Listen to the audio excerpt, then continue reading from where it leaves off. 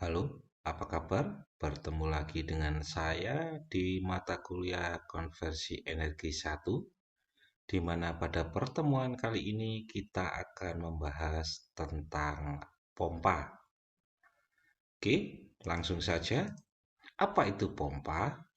Pompa ini adalah kebalikan dari sistem kerja turbin air, atau boleh dikatakan yaitu jika turbin air ini adalah energi potensial diubah menjadi energi kinetik, kemudian diubah lagi menjadi energi mekanik, dan dari energi mekanik diteruskan ke poros, ke generator untuk diubah menjadi energi listrik.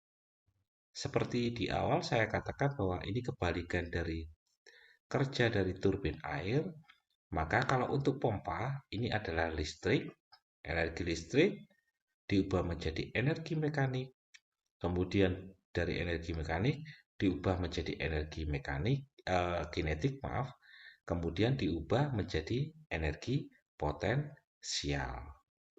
Atau dapat juga dideskripsikan yaitu suatu mesin fluida yang dapat digunakan untuk memindahkan fluida melalui pipa dari satu tempat ke tempat yang lain. Atau bisa juga suatu mesin fluida yang digunakan untuk mensirkulasi cairan sekitar sistem. Misalnya air pendingin atau pelumas yang melewati mesin-mesin dan peralatan. Terus kemudian bagaimana sistem kerja dari pompa tersebut? Ini pastinya seperti yang saya katakan tadi, yaitu kebalikan dari sistem kerja turbin air. Dan jenis dari pompa ini terbagi. Yang pertama adalah positive displacement pump, dan yang kedua adalah non-positive displacement pump. Apa itu positive displacement pump? Yaitu pompa dengan volume ruang yang berubah secara periodik dari besar ke kecil atau sebaliknya. Sehingga energi yang diberikan pada cairan ialah energi potensial, di mana cairan ini berpindah volume per volumenya. Sedangkan untuk jenis pompa non-positive displacement pump, ini adalah pompa dengan volume ruang yang tidak berubah pada saat pompa bekerja. Kalau yang ini volumenya berubah ruangannya. Jadi di sini untuk non-positif, energi yang diberikan pada cairan adalah energi kecepatan. Kalau yang di sini energi potensial.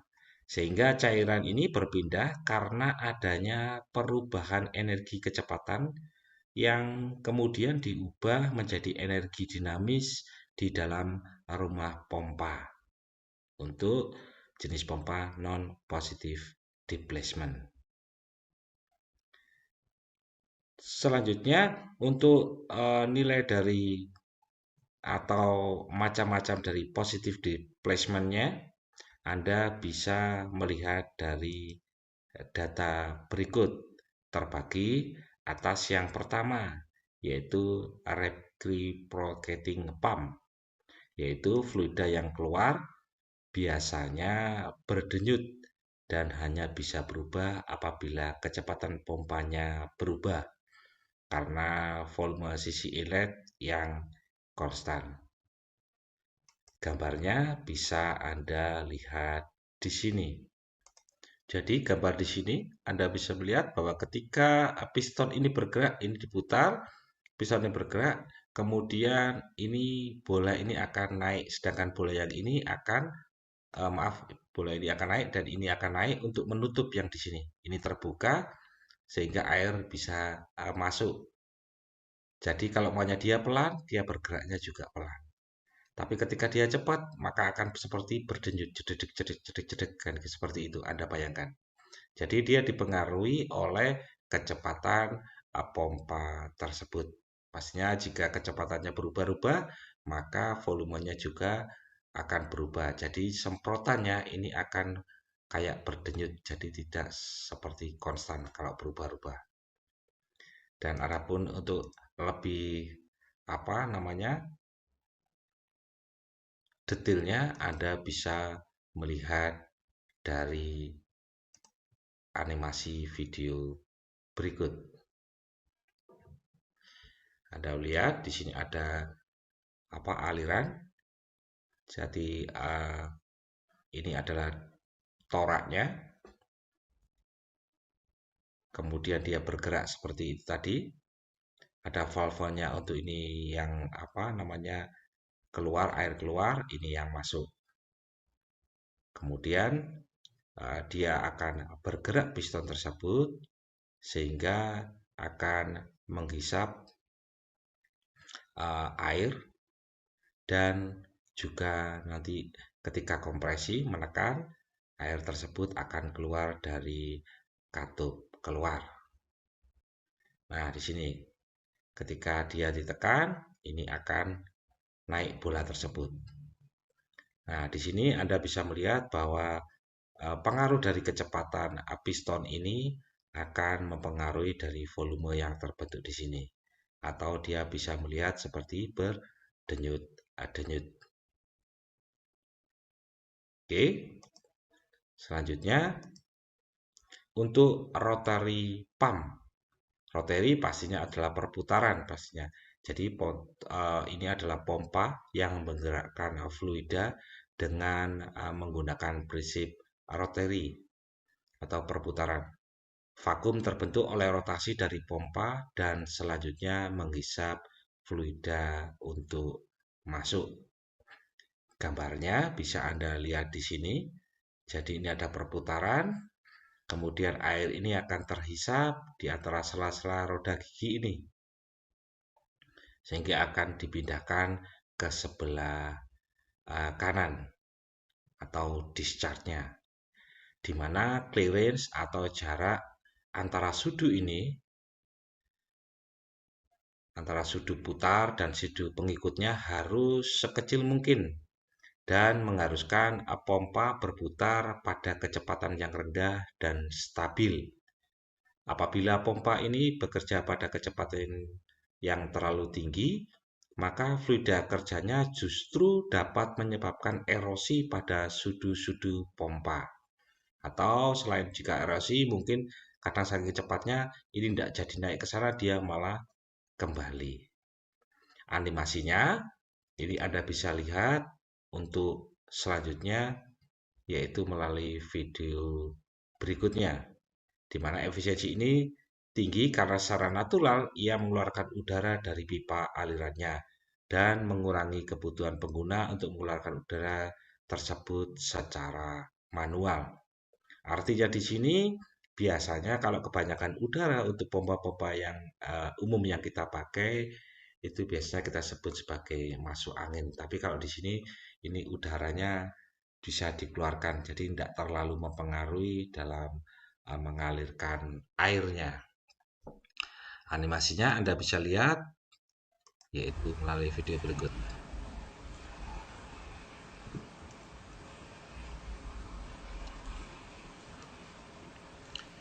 Jadi Anda bisa melihat di situ yaitu airnya ketika dia mulai masuk di gambar kuning itu kemudian sampai keluarnya.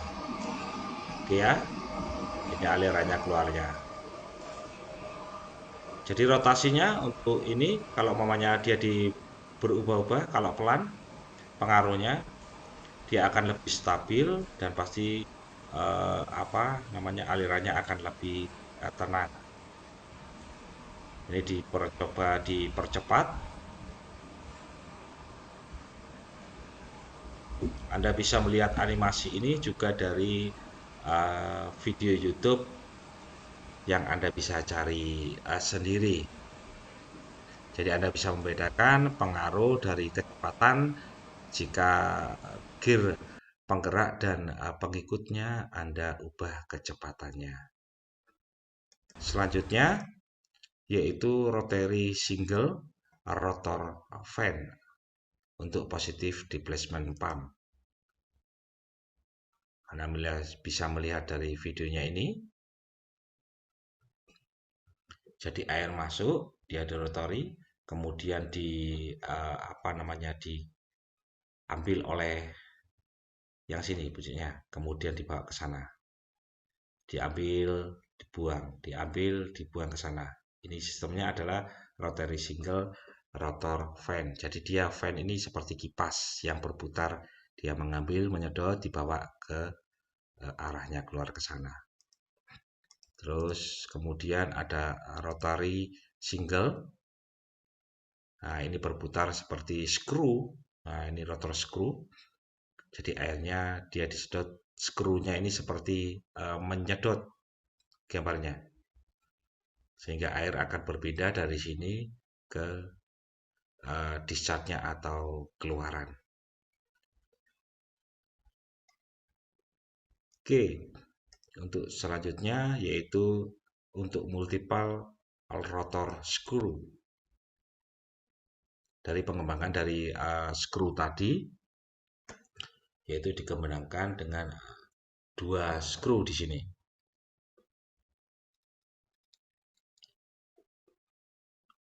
Anda bisa melihat animasinya atau filmnya. Mungkin di sini kita jarang menggunakannya karena mungkin selain dari screw ini memang ini pompanya mahal. Biasanya pompa ini digunakan untuk benda atau fluida yang lebih padat. Jadi untuk bukan yang cair. Mungkin bisa digunakan untuk kayak apanya pembuatan permen, pembuatan coklat, atau bisa bisa digunakan untuk memindahkan lumpur yang lebih kental. Biasanya pompa ini digunakan. Dan selanjutnya ada positive displacement pump, yaitu diafragma pump atau pompa diafragma, yaitu pompa yang menggunakan diafragma atau membran yang bekerja secara bolak-balik untuk menghisap masuk dan mendorong keluar air dalam ruang pompa atau chamber, serta memiliki katup di saluran masuk dan keluarnya untuk menjaga aliran-aliran air ini agar masuk dan keluar sesuai dengan salurannya masing-masing. Gambarnya bisa Anda lihat sebagai berikut.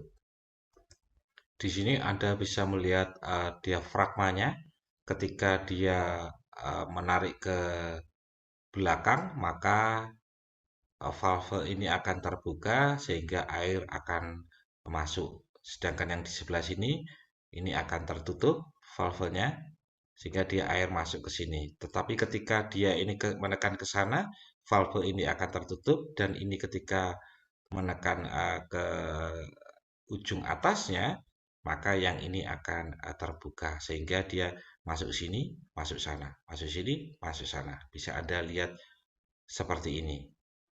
Untuk lebih jelasnya, bisa Anda lihat di animasi ini berikut. Nah, ini yang terbagi atas dua tadi. Ini diafragma. Ya, dia bergerak seperti itu. Jadi dia bergantian untuk menyedot airnya ini. Masuk ke sini, masuk ke sana, masuk ke sini, kemudian dia dibuang. Pasti otomatisnya ketika di sini dia akan terbuang ke atas gantian. Karena apa namanya? Eh, cepatnya sehingga tidak ada seperti jedahnya. Tujuannya itu. Ini adalah pompa diafragma. Oke, ini adalah gambarnya secara perlahannya. Dia bergerak untuk menekan yang sebelah kiri dan kanan.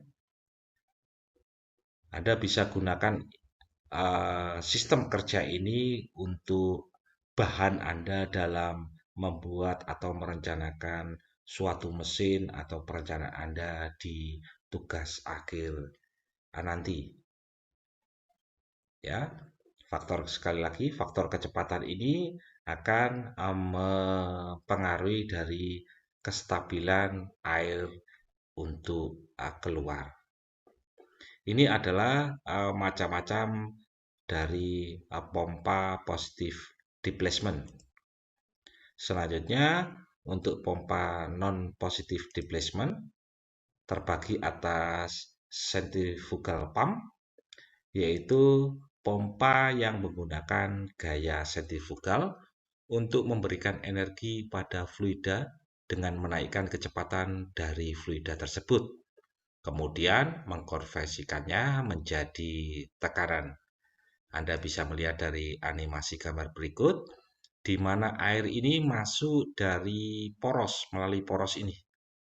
Ya, melalui poros, kemudian melewati sudu, di mana sudu tersebut dibentuk sedemikian rupa atau lancip sehingga kecepatannya akan bertambah, sehingga air tersebut akan bertambah akibat bentuk dari sudu propeller tersebut. Kemudian dari air yang cepat tadi keluar, kemudian dia bergerak dibuang ke katup buang atau discharge-nya. Ini adalah sederhana dari pompa centrifugal pump. Untuk selanjutnya, centrifugal pump untuk lebih canggihnya ada. Centrifugal pumps are the most preferred pumping devices in the hydraulic world. In this video, we will have a conceptual overview of working of centrifugal pumps. At the heart of the system lies the impeller.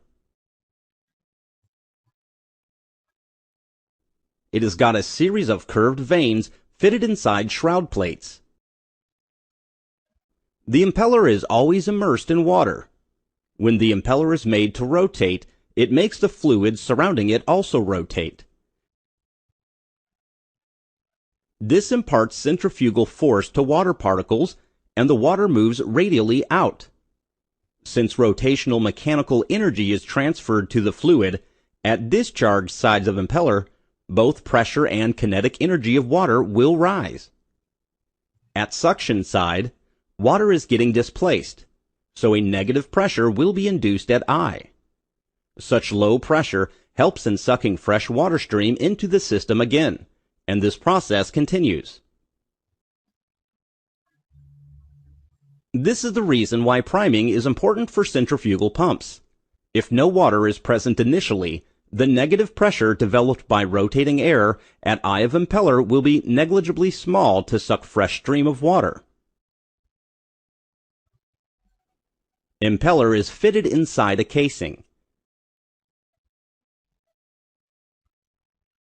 so the water moving out will be collected inside it and will move in the same direction of rotation of impeller to the discharge nozzle.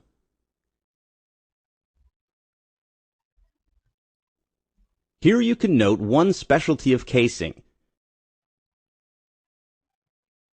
It has got increasing area along the flow direction. Such increasing area will help in accommodating newly added water stream and will also help in reducing exit flow velocity. Reduction in flow velocity will result in increase in static pressure, which is required to overcome resistance of pumping system. Here you can see more details of vanes inside impeller. They are backward curved vanes with state-of-the-art eye configuration. This vane is extracted from a Kirloskar pump model. If pressure at suction side of impeller goes below vapor pressure of water, a dangerous phenomenon could happen. Water will start to boil, forming vapor bubbles and spoil impeller materials over time. This phenomenon is known as cavitation. More the suction head, lesser should be the pressure at suction side to lift water. This fact puts a limit to maximum suction head a pump can have. Careful pump selection is required to avoid problem of cavitation. Current impeller type is enclosed. Semi-open and open impellers are also in use depending upon application. If the working fluid is cloggy in nature, it is preferred to use open kind of impeller, but they are slightly less efficient. Mechanical design of centrifugal pump is always challenging. A shaft is used to connect between the impeller and motor. Since water pressure inside casing is huge, a proper sealing arrangement is imperative in arresting water leakage through shaft casing clearance. Mechanical seal or stuffing box-based mechanism is used for this purpose. Impeller is mounted on bearings, but at suction side of impeller, it is not advisable to fit a bearing since it will block the flow. So bearings have to be fitted at the other end. This means impeller is mounted like a cantilever. For high flow rate pumps, a bearing housing with cooling oil is necessary for improving life of bearings.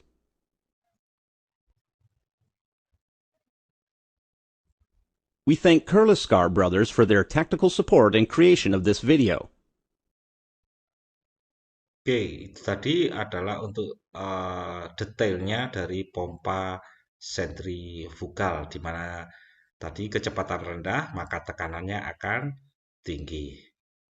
Dan di sini biasanya debit volume yang dihasilkan itu untuk debit yang besar dengan headnya yang lebih rendah, biasanya begitu.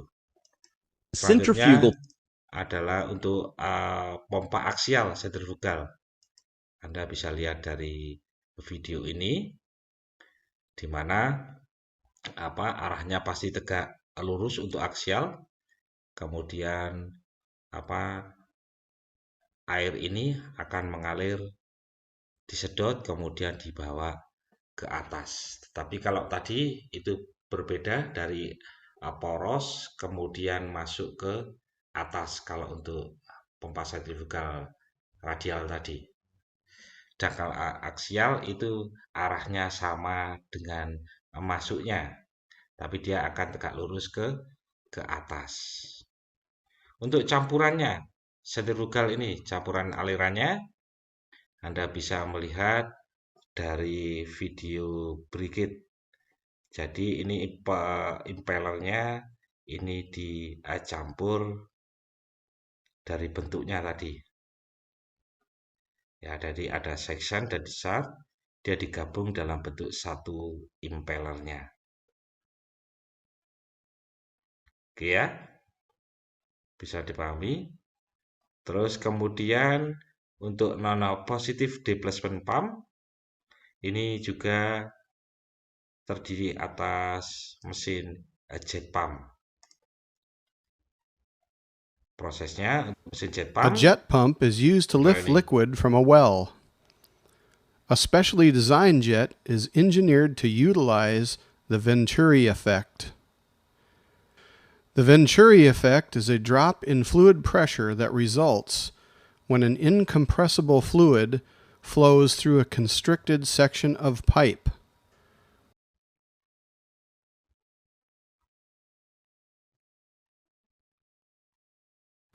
In order for the jet pump to begin working, it needs to be primed. To prime a typical jet pump, it needs to be completely filled with water. This includes filling the pump casing as well as the suction and drive lines. Once the system is primed, a centrifugal pump is used to push the water out. Some of the water is discharged while the rest is recirculated into the drive line. As the water enters the nozzle, it is forced through the venturi. This creates a vacuum which draws the water up from the well through a foot valve. As the water passes through the venturi tube into the suction line, the pressure is increased sufficiently to force the water back into the pump impeller.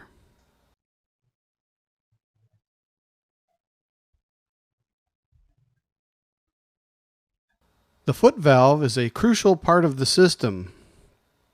It is mounted below the pump at the bottom of the well. It is the first mechanical component to contact the water in the well and performs a number of key functions. 1. It receives water into the system and feeds the pump.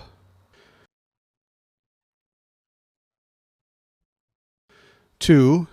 It filters the sediment and debris out of the well and keeps it away from the pump. 3. It maintains the pump prime and prevents the pump from running dry. It also prevents the backflow of the water from the system back into the well. Oke, itu tadi adalah sistem dari jet pump.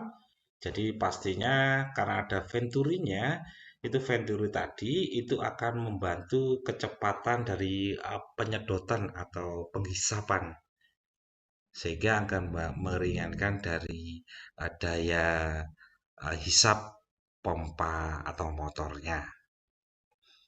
Oke, selanjutnya yang untuk non-positive displacement pump secara dinamik atau pompa dinamiknya adalah venturi pump. Ya, jelas.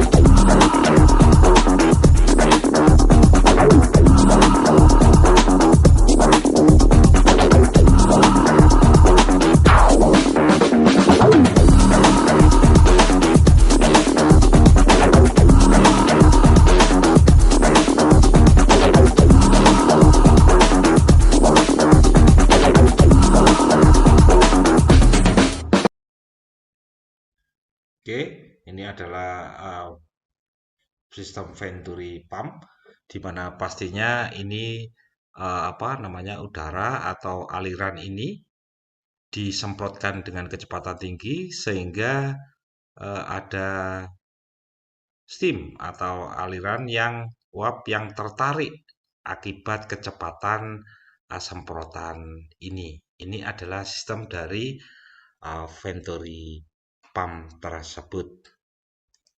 Selanjutnya yaitu terakhir hidrolik ram pump. Today let's learn how a ram pump works with the help of this animation.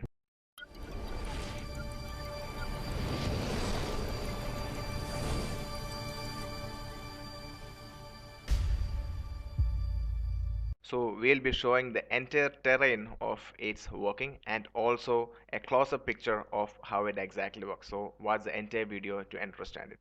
Ram pumps are actually used in hilly areas where we have a source of water from uphill and we need to supply the water also to the uphill area. So here you can see here we have a pool of water from uphill and the ram pump is over here which is located downhill and we need to supply this water towards a village or a house uphill. So let's see how it actually happens.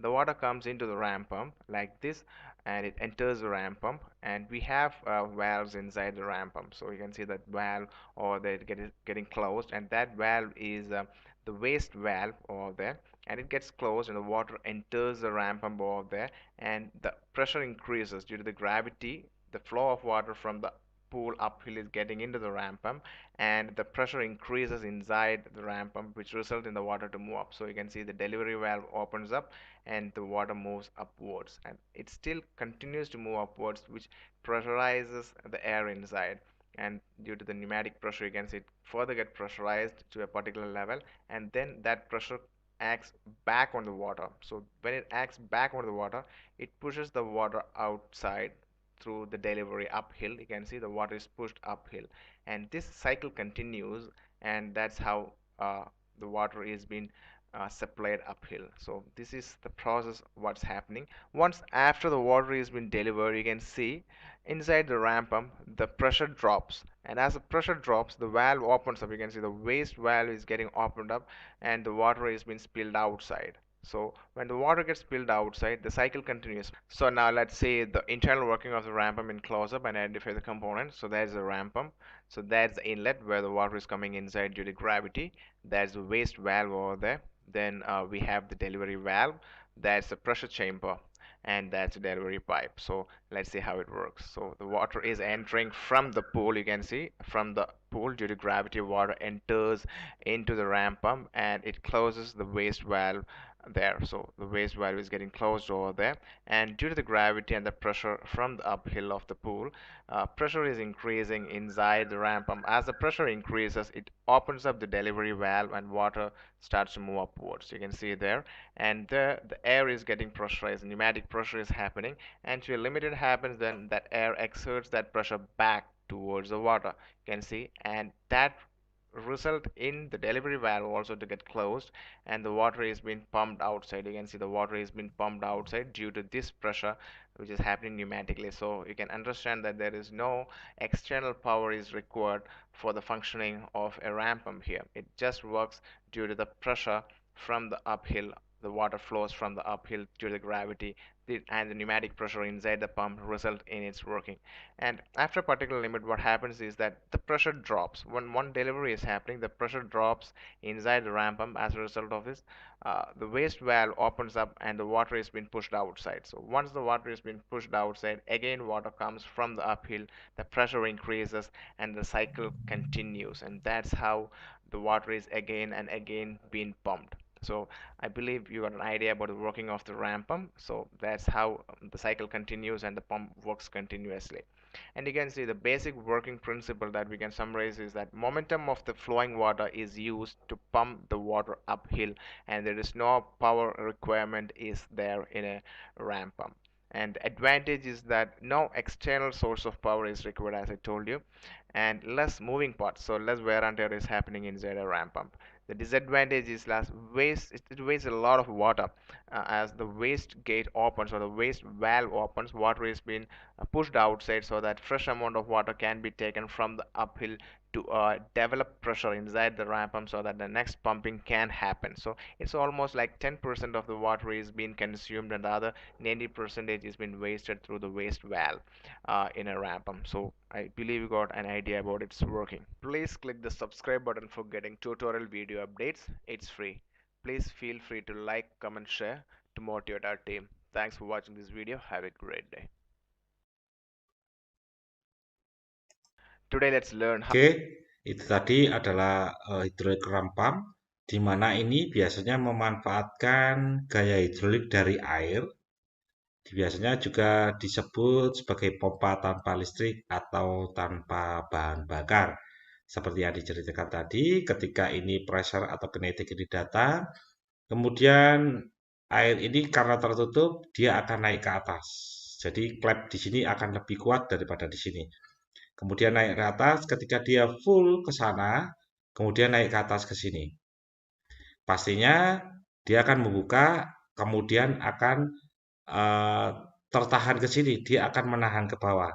Tujuannya dari dia air ini turun ke bawah, karena ketika naik ke atas, pastinya dipengaruhi oleh gaya gravitasi, sehingga air itu akan turun kembali. Ketika dia sudah menekan ke sana, air inilah yang menekan dia masih bertahan ke atas. Oke, kemudian dimasukin air terus-menerus sehingga disuplai ke rumah-rumah atau ke masyarakat. Sedangkan klep kedua ini tujuannya adalah sebagai katup pembuangan tekanan balik agar jika ada kelebihan dia tidak merusak yang lain atau tidak kembali ke sana, tetapi dia akan terbuang ke sini. Ini adalah sistem dari hidrolik ram pump. Selanjutnya, kita akan membahas tentang head dari zat cair. Di mana di sini Anda bisa melihat dalam gambar, yaitu suatu aliran di dalam pipa yang memiliki tekanan, kecepatan, dan juga ketinggian. Sehingga untuk menghitung nilai dari headnya adalah digunakan dari persamaan ini, yaitu H sama dengan P per gamma atau berat jenis ditambah V kuadrat per 2G ditambah Z. Di mana head ini adalah jumlah total antara tinggi tekanan, tinggi kecepatan, dan tinggi potensial. Sehingga untuk Z ini adalah tinggi potensial, ini adalah tinggi kecepatan, dan ini adalah tinggi tekanannya. Sedangkan persamaan ini jika di dalam satuan standar internasional ini ditulis dalam notasi Y. Y ini adalah energi spesifik, yaitu gravitasi dikalikan dengan head-nya.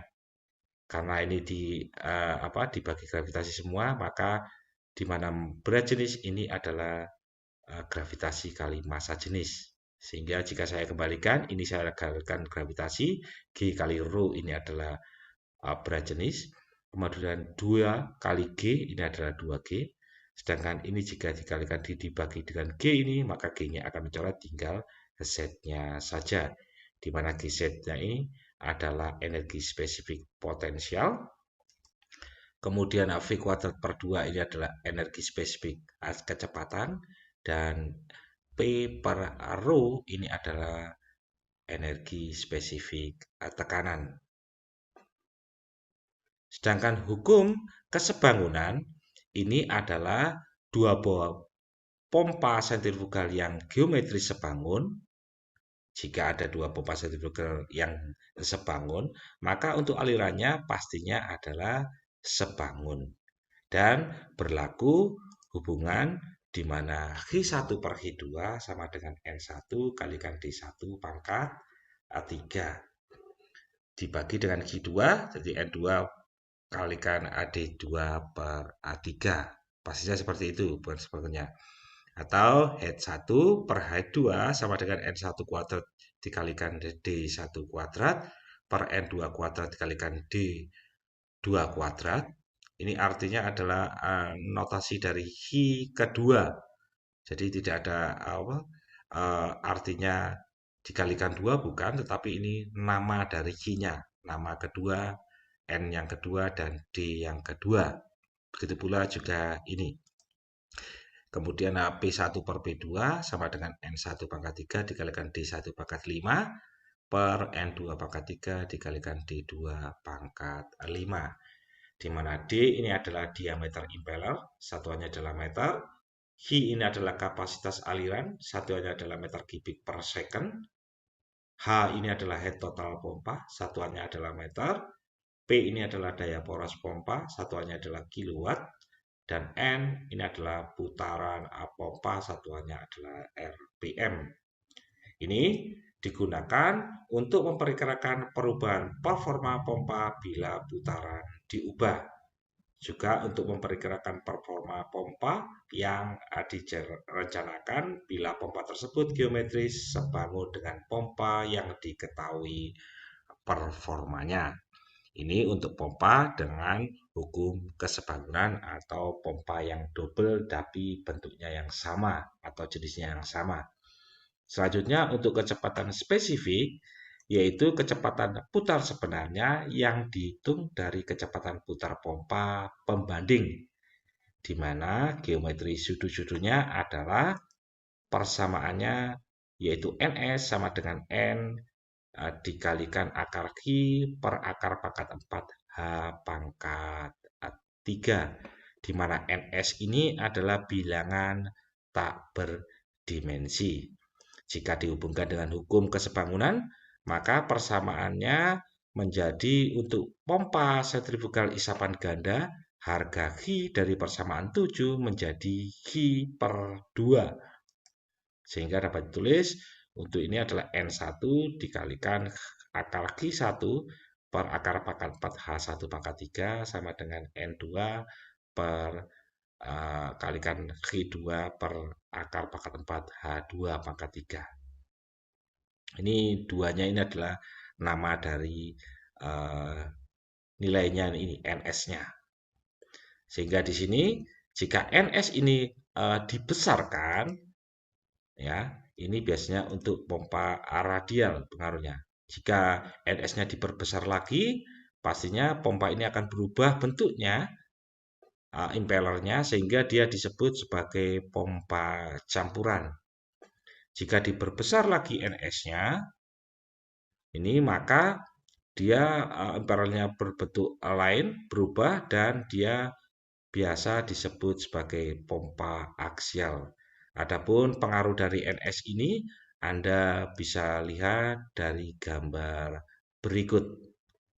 Ini jika NS-nya diperbesar dan bentuk ampelernya pastinya akan mempengaruhi dari jenis-jenis pompa-pompa tersebut. Ini adalah ukuran dari NSI tersebut dan ini adalah pompa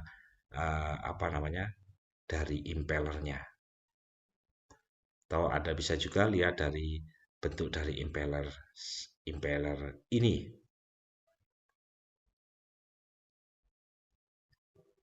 Ini adalah untuk pompa diffuser. Ini adalah untuk pompa volutnya, impellernya. Terus kemudian ini adalah untuk pompa jenis isapan ganda. Gantian jadi isap ke sini juga. Terus kemudian ini adalah pompa aliran campuran. Dan yang terakhir ini adalah pompa aliran aksial pasnya ini berputar untuk sudunya. Seperti kalau namanya teori-teori dari pompa yang saya berikan tadi animasinya atau videonya melalui slide yang di awal. Oke, Anda bisa memahaminya atau mempelajarinya lebih lanjut melalui video-video YouTube atau melalui buku tentang pompa sehingga Anda lebih mengerti dan bisa menjawab apa atau kasus yang berhubungan dengan pompa.